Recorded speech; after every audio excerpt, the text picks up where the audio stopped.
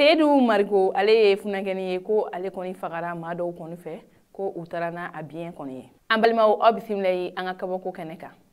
Bi kabakoba dɔ b'an bolo ka da kulo kan o de ka fɔ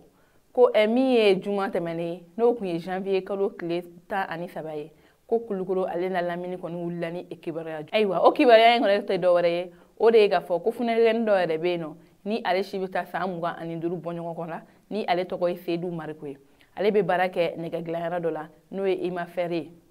cɛfa la ne ale yɛrɛ ni Bamakɔ bɛ kilomètre 35 kɔni bɔ ɲɔgɔn kɔ kɔni bɔ. Ayiwa a yirala ka fɔ ko Seydou Marico ko min ye alamisa don ye janvier kalo tile 12 kɔnɔna la nɛgɛ kanɲɛ 22 ani kɔ ko Seydou bɔra a siyɔrɔ la ka fɔ k'a bɛ taa baarakɛyɔrɔ kɔnɔ na. Ale kɔni bɔlen a siyɔrɔ la ka fɔ k'a bɛ taa baarakɛyɔrɔ la nka Seydou ale ma se baarakɛyɔrɔ la. Min ye a ka chef ye o de sera baarakɛyɔrɔ la o kɔni ɲɛ b'a la Seydou kɔni ma na ko nin tɛ Seydou kɔni kɛcogo ye ka na retard kɔni na. O de hukumu na ale kɔni wulila ka téléphone ta ka Seydou wele nka ko a ye Seydou wele a ma Seydou sɔrɔ nka Seydou ni kamalenin dɔ ye du dɔ ta min ye u ka baarakɛyɔrɔ yɛrɛ kɛrɛfɛla ye a y'o kamalenin wele ka ɲininkali kɛ n'a sɔrɔ Seydou bɛ yɔrɔ min na. Ale u ka kuma kɔnɔna la u y'a jira k'a fɔ ko Seydou kɔni bɔra a mɛnna ko a bɛ taa baarakɛyɔrɔ la. A patron fana y'a jira k'a fɔ ko Seydou kɔni ma se.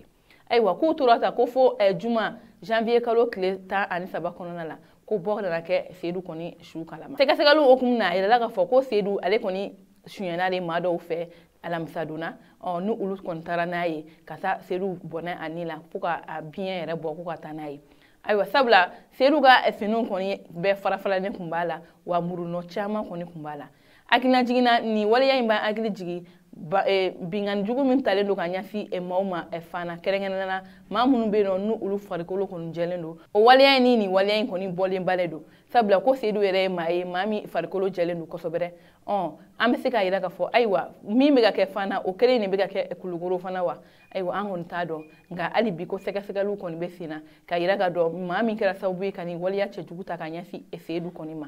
Kulukoro ale n'a lamini kɛrɛnkɛrɛnnenya Seydou somɔgɔw u bɛɛ lajɛlen kɔni dusu kasilen don nin waleya in na wa wulilen don k'u jɔ wa ko u b'a jigiya fana ko an ka finitigiw bɛ ka baara bɛɛ lajɛlen kɛ walasa olu den fagabaga bɛ se ka ye cogoya min na. Ayiwa hali bi an tɛ segin k'a fɔ aw ye an bɛ wagati min na bi lakanabaliya ale kɔni ɲɔɲalen don an ka jamana kɔnɔ bɛɛ lajɛlen k'i kɔlɔsi i yɛrɛ la. Ayiwa ni ne kɔni kun ye an ka bi kabako ye ka dɔ kulo kan aw ni ce aw ka kulumajɔ la aw k'an bɛn an ka baroda wɛrɛ la.